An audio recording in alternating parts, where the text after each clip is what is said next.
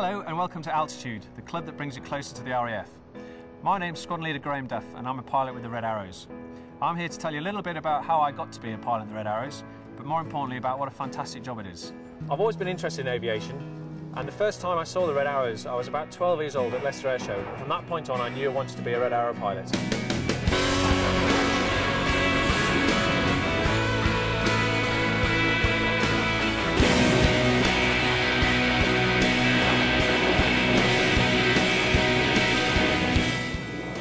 First off, I went and found out what I needed to study at school and what was the best route to follow.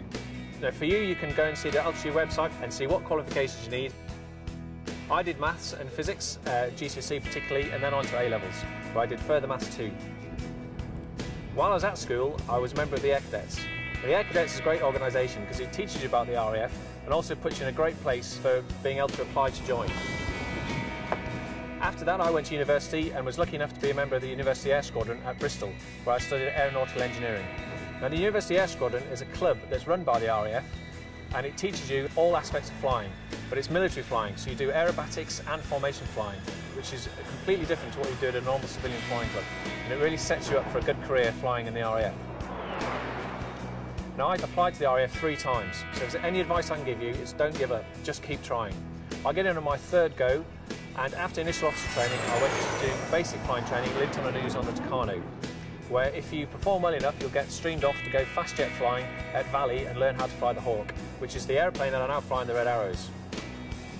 After the Hawk I went on to fly in the Jaguar, and this was an awesome 3 years of my life because it took me all over the world, different exercises, but also on operations in support of the rest of the British Ground Forces. After that, I found myself in a position where I could join the Red Arrows, which was something I didn't expect until all of a sudden my CV equalled the qualifications. So I applied for my first go and I wasn't lucky enough to be selected.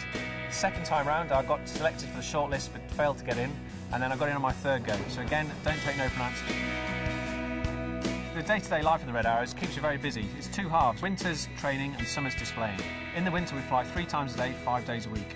And it's a stunning way of life. I come into work at 8:30, listen to Met Brief so we get the idea of the weather for the day, and then we're flying by 9 o'clock and our last flight's at 3 o'clock. We debrief after the flight at 3 and then we get on with our secondary duties that keeps the squadron running as it should do throughout the year. In the summer, when we do our displays, the privilege and feeling you get in displaying in front of a crowd of hundreds of thousands of people is just fantastic. You look around and see lots of other Red aeroplanes and realise that you're the Red Arrow pilot. It was the best feeling in the world. Since then I've done a summer season and displayed in front of thousands of people in the UK and all over the world. I've been as far east as Malaysia and as far west as the States, which is just a stunning way of life, all the travel that entails. It doesn't give me much spare time, but the spare time I have, I like to walk my dog, play a lot of sports when I can.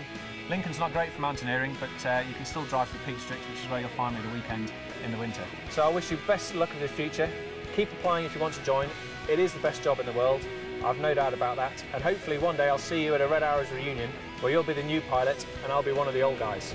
So keep checking the Altitude website for more exciting updates.